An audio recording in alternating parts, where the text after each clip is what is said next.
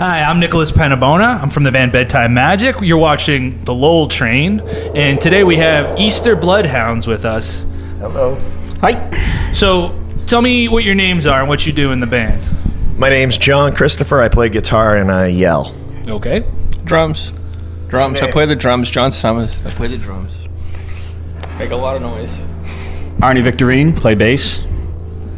And how long has Easter Bloodhounds been a band, roughly? Since 1994. No kidding. Yes. And what caused that to happen? Was it because of that climate of there being, just a really fertile scene for rock bands at the time? Did you want to be part of that whole alternative rock thing, or? No, we're just bored. Yeah? Yeah. Okay. And originally it was just you and John, the two Yes. Johns, right? Yes. Okay. And I think around 2005, I think Arnie joined the band for a few years. Somewhere around there. Okay. That's a long 2005 time for though, like- still, yeah. 2007. Yeah, until about 07. Over a decade though. Yeah, and then he came back, I don't know, 3 Yeah, or so I 4 left years around ago now. 2007 and rejoined in like 13, 14. Yeah, somewhere around there. Was that because you were doing other things, or was that? Yeah, just always doing other things. Okay. And when you started as a two-piece, was that because you wanted to be a two-piece, or you couldn't find another person to be in the band? Probably laziness. We never even tried to find anyone else. So we just adapted as playing as two people. Okay. How did you know each other? I don't remember. I it's knew been him a long like time, a few right? years prior to that. Yeah. So Music complex. yeah, at the music complex actually. The place that we talked about Yeah, earlier. yeah, We were yeah. talking about Music Complex was a practice space that was in Somerville, Massachusetts, right outside Sullivan Square. So. Yeah, a mutual friend. Okay. Very interesting. And how did you find Arnie to bring him on board? We had played shows together Yeah. with my old band Presley, and I saw them. I'm like, hey, can I play bass? Yeah. You felt that was a missing element? No, they sounded fantastic. I just wanted to play bass. Okay. You said, hey, come Yeah, on board. let's try it. All right. Very interesting. I got a couple notes that I wrote here to myself. What has kept you going for that long? Personally, a lot of times when I'm in a band, we last about 5 years, and then we get mad at each other, or 3 years, and then we run out of ideas, or somebody moves. But almost 20 years, in fact, 25 years if it's 1994. Yeah. I mean, that's a substantial amount of time. Some people live and die in that range. Well, I'm sure death is coming soon. For one of us.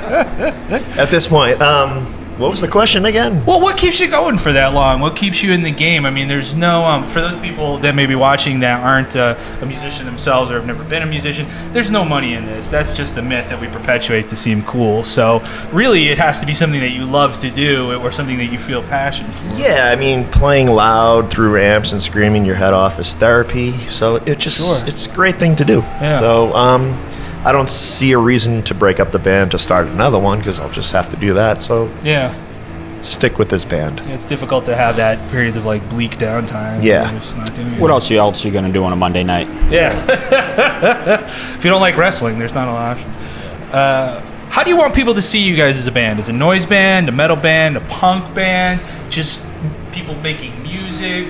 A mixture of all that. I don't feel we're any of those, like one thing. I think we're just a mixture. Loud, sloppy, noisy. Noisy psychedelic punk band. And Yeah. it's intentional, keeping it raw, keeping it... Yeah. Okay. Is that part of the writing process? Do you say, this is getting too tight? Let's go back and try this again? No. I don't know. It's just the way it is. Yeah. There's not much like talk when we're writing. It's not like, oh, let's try to write something like this. It just comes out naturally. So you come into the room, do you bring something to the table as a guitar player?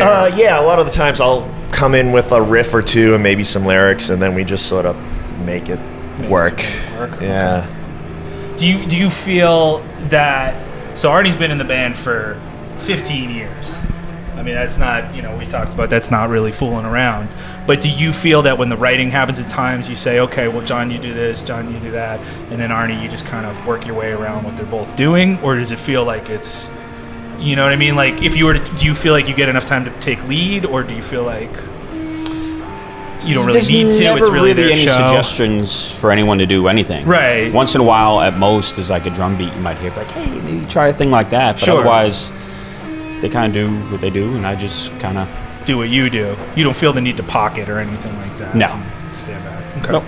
Just kind of squeeze in and I have a note here that says smile. So I'm going to smile. What are your songs about? Is there a theme, an ideology, a motif? What songs best represent you guys? Do you have songs that you feel like if anybody's going to hear one song by you, it should be this one? Well, I'm not really sure. I don't write the lyrics. I can't answer that. Yeah. So you don't write any of the lyrics, even the parts that you sing? No. Okay. No.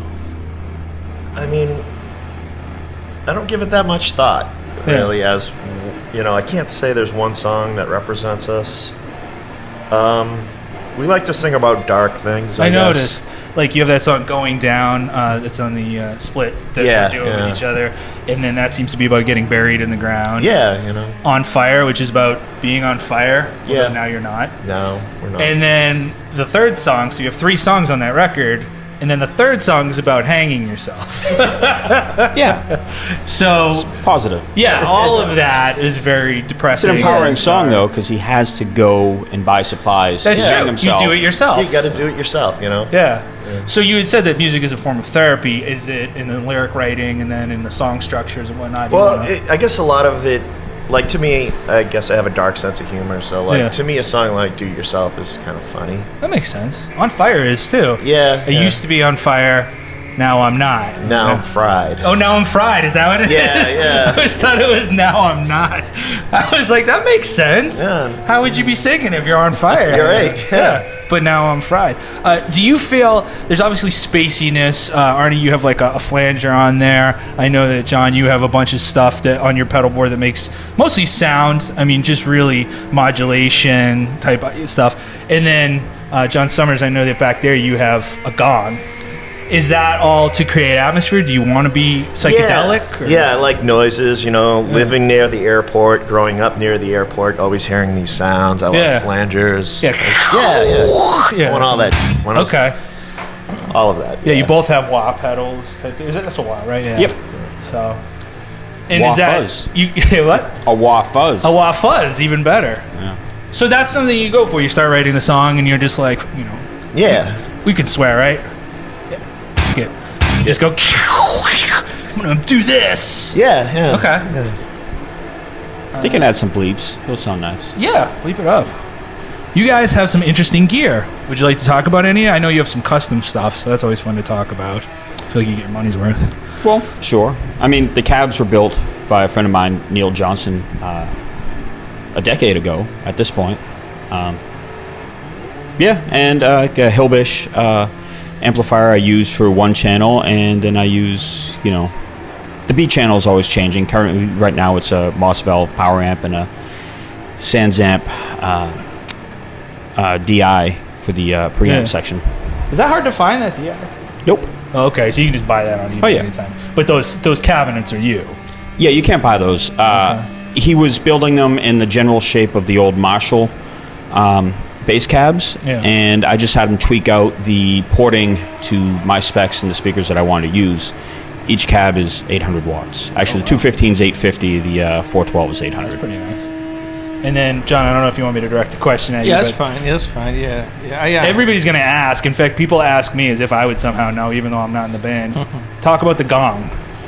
The gong, John suggested getting a gong and really put me on to getting a gong. Yeah. So I went on Craigslist one day and there was a gong. Yeah. So I had to show my God, it was really reasonably priced. So I went and bought it and it worked out. I would have no idea what to spend on a gong. Yeah. I think I paid like $180 for it. It really adds something. Yeah.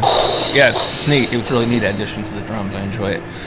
Well, he uses it as an actual cymbal opposed to just a band who sets up a gong and hits it once because it's funny. It gets implemented and like worked into it's everything not a shtick, you're doing. It's a cymbal. Yeah, there's some parts. I remember when we played at Charlie's together, there was a part where it wouldn't have been the same without a gong there. Yeah. It worked out well. I was very happy with it. It's burdensome that you got to carry it with you, though. It's not bad. No, it's not heavy at all. It looks heavy, but it's really not heavy at all. Okay. No, it's not bad. No, it's a little more setting up. I mean, the stand is a bunch of parts, but yeah, it looks like I'm pretty getting good at it. Yeah. Needs exercise somehow. Yeah. So kind of like, there you go. That's how you stay active. fit. You know, gets me going. Let's see. How did you guys come up with the set for the show today? Were these new songs that you want to do? Well, we kind of dug up some old songs. We figured we'd change it up a bit. Not much thought. Just basically, what can we play without No.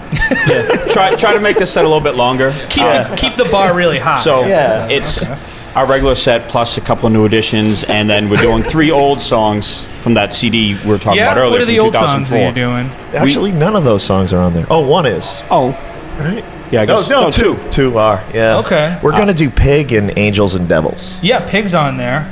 I'm not sure I know Angels and Devils. It's on that first record. Yeah. Okay. And then one other song, Guatemalan Death March, which is just know that on, I guess, Bandcamp. Yeah, it's on one of the Bandcamp albums. You guys have 6 records? Maybe, yeah. I don't know. It's like 6 records. And then we have the one coming out together. Yes. That'll be going out. Actually, that's an interesting story. So you have a split coming out with us in the next few months. That started when Krishna approached you about recording some songs.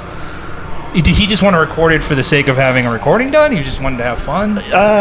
He's always championed the band. He's always liked us. We've had rehearsal rooms with him. Yeah, I think it was his idea. Yeah, he just asked. He said, I got this stuff. Kind of bring it up and do it real raw. Got like 6 mics. We'll just toss a microphone against the vocal PA to grab both of your vocals in one shot. But it came out great. I mean, it's a lot of signal strength on it. Yeah. He's we a great did it guy. in this room. Yeah. Yeah, it's pretty great. And then the note that's on the cover was from your Charlestown. Yep, the Charlestown room. Yeah. And there it is. The note asking people to turn down the bass. It was very loud because they felt that Arnie was infringing on their rights. Yeah. Only got a couple more questions for y'all. Do you have influences you specifically bring to the table? Do you have a goal as a band? Is there something that you're trying to be? Do you like that people consider you a loud band? I'm sure we all have our own influences. We definitely like being a loud band. Personally, for me, Black Sabbath, Black Flag, Sonic Youth. If somebody says you're like those bands, you'd be like, oh. Yeah, that would be a compliment. Okay. John? Yeah, I don't know what to say about that. Yeah. I have far too many influences to say any of them really necessarily impact anything I'm doing in this band. Yeah, you carry with you. You've been in a whole bunch of bands. I mean, in my mind, you've been Probably 15 bands in the last 10 years. There's not a time whenever I meet somebody new that's a musician, I always say, do you know Arnie? And almost every time they're like, oh yeah, I know Arnie. He was in, what was it, Presley? Or you were in Whitey too, right? Yep. Yeah, they always in Whitey. So. Eventually, everyone will be in a band with Arnie. Yeah. 6 degrees of Arnie. Yeah. So, let me think. Do I have any other questions? Anything that you guys want to talk about coming in the future? Do you have any more records coming out? Face tattoos. We're going to launch a YouTube channel, and we're going to do some modern hip-hop. Oh, very nice. Okay. You try to do, what's that guy's name? 6-something 9? Yeah, I don't know how to say that name. I don't know how to say it. Yeah, something like that route. Yeah. Huh? You get like an EB on your face. Yeah. Or E. Oh. H. We might be too old for Zans, though. I don't know. You're never too old for Zans. With that said, Easter Bloodhounds, they're going to make some loud noise. Redline every piece of equipment in here. I'm Nicholas Penabona.